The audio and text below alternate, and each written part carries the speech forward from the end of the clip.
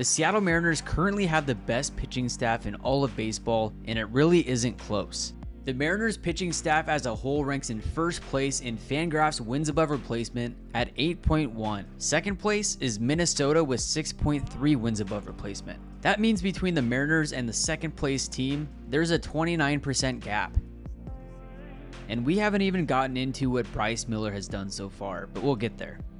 The Mariners this year became the fastest team since the 2013 Detroit Tigers to reach 8+ Fangraph wins above replacement from pitching. It took the Mariners 37 games this year, the Tigers back in 2013, 33 games. And that 2013 Tigers team had Max Scherzer winning the Cy Young, Anibal Sanchez placing 4th in the Cy Young, both of them finishing with above 6 wins above replacement, to go along with Justin Verlander, Doug Fister, and Rick Porcello to round out the rotation. Back to the Mariners, just a warning, a lot of information coming here. The Seattle pitching staff as a whole also leads all of baseball in walks per 9 innings, fielding independent pitching, xFIP, soft contact percentage, swing percentage, zone percentage, fewest barrels, and barrel rate. The starting pitchers alone rank 2nd in FWAR, behind only the Twins, and the Mariners relief pitchers rank 1st in FWAR, ahead of the Los Angeles Angels. The Mariners are also the only MLB team to have 4 pitchers with 1+ FWAR this season. We haven't yet gotten to Bryce Miller making Javi Baez look like Javi Baez, but we'll get there. But first, let's pause for just a second. So what is wins above replacement, and why is this so important? Wins above replacement can be summarized by this quote from the people at Fangraphs, saying wins above replacement is an attempt by the sabermetric baseball community to summarize a player's total contributions to their team in one statistic. You should always use more than one metric at a time when evaluating players, but WAR is pretty darn all-inclusive and provides a handy reference point. WAR basically looks at a player and asks the question, if this player got injured and their team had to replace them with a minor leaguer or someone from their bench, how much value would the team be losing? This value is expressed in a wins format, so we could say that player X is worth plus 6.3 wins to their team, while player Y is only worth 3.5 wins. Going back to the relievers, Seattle has 3 of the top 6 and 5 of the top 23 relief pitchers in the American League, with Matt Brash leading the way, Trevor Gott second, Paul Sewald following, and then Gabe Spire and Justin Topa. The Mariners acquired Topa this offseason from the Brewers, and his 66.7% ground ball rate ranks 3rd in the AL, while Gabe Spire, a guy who was claimed off of waivers this year, has a ground ball rate at 64.9%, which ranks 5th in the American League. Paul Sewald this year in 19 appearances is 2-0 and 9 for 9 in save opportunities, while holding opponents to a 176 batting average. And all of this success, specifically the bullpen success, has been without Andres Munoz, their best pitcher. He's been on the IL for the past month with shoulder inflammation, but it sounds like we might see him in the next few weeks. We've also seen an injury in Penn Murphy and a decline in results in Diego Castillo, which is why those other guys coming up big has been so clutch. Another guy that's bound to be clutch for the Mariners out of the bullpen this year is a guy we saw during spring training.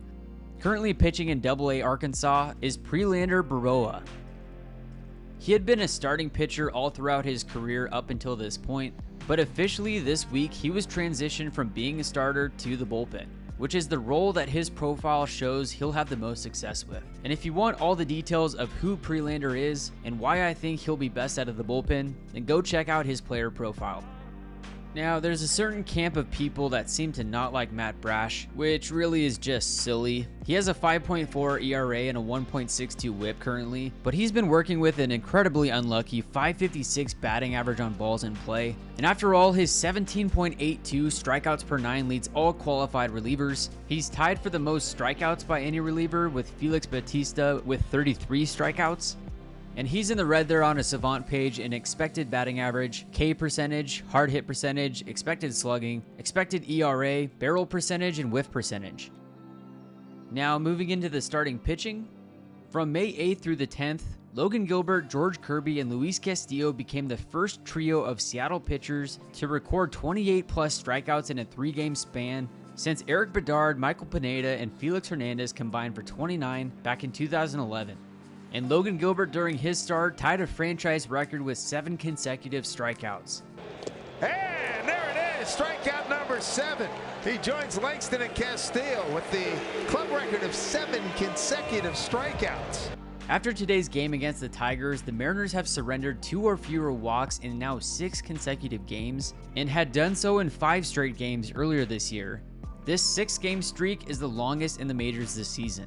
Seattle is also the only team with multiple 5-game streaks of 2 or fewer walks this season. The franchise record for most consecutive games surrendering 2 or fewer walks is 11 games, which occurred twice, once back in 2003 and once in 2011.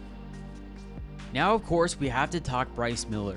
In today's start, he went 7 innings, giving up 3 hits, no runs with 3 strikeouts, 0 walks, of course, which means that now, through his first 3 career starts, he is 2-0 with 19 innings pitched, just 1 walk allowed, 18 strikeouts, and only 1 run allowed, which gets his ERA down to .47. Over those 19 innings, he's faced 64 batters, only 8 base runners, and just 1 run. No starter in MLB history has ever allowed only 8 total base runners in their first 3 starts. And of those 8 base runners, only 3 of them have reached second base, which is just insane.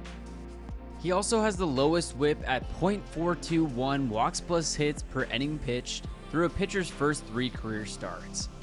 It's been a lot of fun so far. Gone out and thrown over the plate and things have gone my way, so it's been a lot of fun. It's that easy, huh? So far. We'll see if it keeps up. If it seems like he's relaxed, it's because he is. Look for him during a game or before a game, and he's probably walking around with his glove on his head, talking to teammates, as if it's just any other day. So we've heard that Logan Gilbert turns into his alter ego Walter when it's his starting day, which I'm sure you'll see at some point this year. When it's your day to start, are you the type who throws in earphones and you don't want to approach, or do you try to keep it light like Luis Castillo on his start days? No, yeah, I'm the same dude on my start days as I am on a day I'm not doing anything. I'm not very serious on the mound, so I'm definitely not too serious leading up to the games. I like to keep it loose and like to talk to everybody and do everything like a normal day. Let's walk through this at bat to Javier Baez. He starts him off with an 85-mile-an-hour changeup right down the middle, a pitch he only threw once per game in his prior 2 starts. He follows that up with Javier's favorite pitch, a slider down and out of the zone by about 3 feet. Baez had to take his time out because he's shaking in his boots up there, and then Miller just rears back and freezes him with a 96-mile-an-hour forcing fastball on the lower third of the plate. Baez looks around like, what is going on? Sorry if you're a Tigers fan, but this compilation is just too good to not throw in there. Dude is just hunting that fastball. In Miller's first couple starts, he threw his fastball around 70% of the time. In this game, he was hovering around 50%, but still very effective.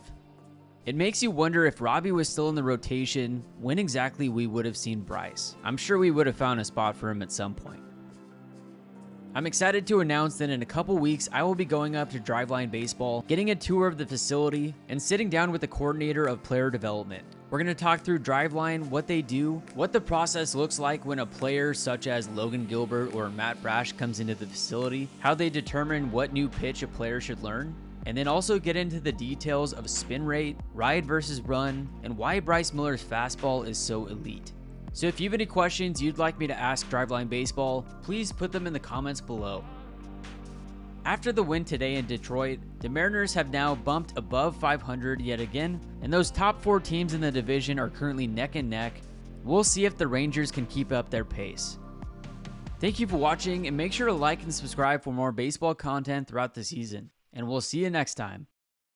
All right, guys, goodbye, Sunday. Don't forget it.